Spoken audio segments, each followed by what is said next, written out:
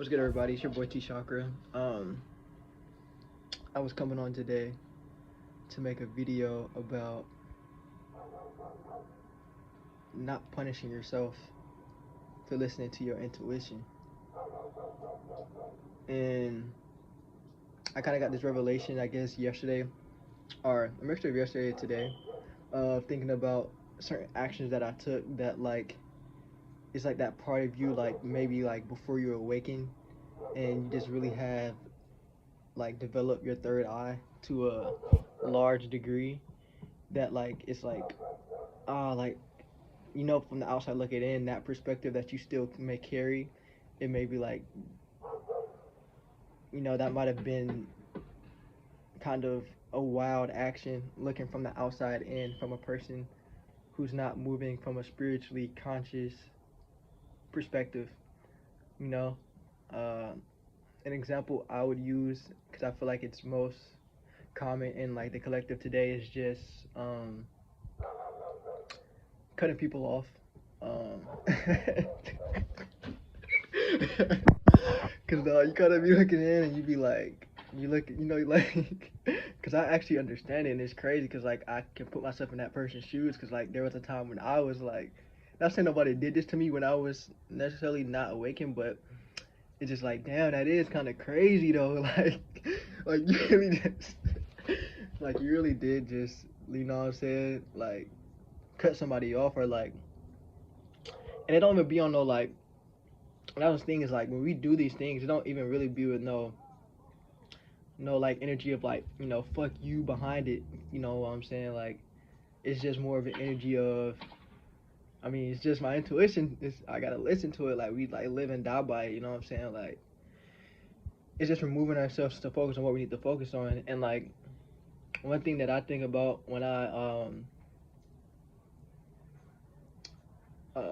one thing that I think about when I what do you call it? Okay, yeah. One thing that I think about when I like think about this is in the Bible it says seek first the kingdom of heaven, and I think a lot of people can misconstrue a lot of your actions because when you just listen to your intuition, it doesn't really have a necessarily logicalness behind it to people who I said before are like people who just misunderstand you because they don't understand the like level of spiritual awareness that you're operating out of. So it can kind of throw people off, and if you're empathic, you can definitely like feel that energy too, of like people being thrown off by it because it doesn't really make sense to them. So it's like I say, just don't punish yourself for listening to your intuition because at the end of the day, like like for me, I know it is just a misunderstanding for the most part. Because at the end of the day, when I remove myself from situations, I know that it's usually because I need to come back into groundedness and beingness and like inside myself. Like it means like I don't feel connected to myself, and a person may be rubbing off on me too much. Like a reality that a person is imposing may be like rubbing off on me too much, and I'm not mad at that person for that because that means that I just need to go deeper into myself and set those boundaries with myself. So I always say like these decisions are really being made from a place of always seeking the kingdom of heaven first. And if you feel like you veer from that, you feel like you have to go back in, um, not necessarily a hermit mode, but it can take you back into a hermit mode. But just putting your attention on,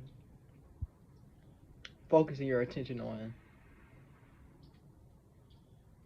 um,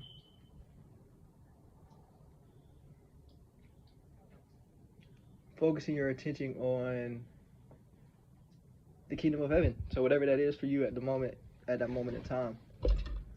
And yeah, that's the word that I have for today.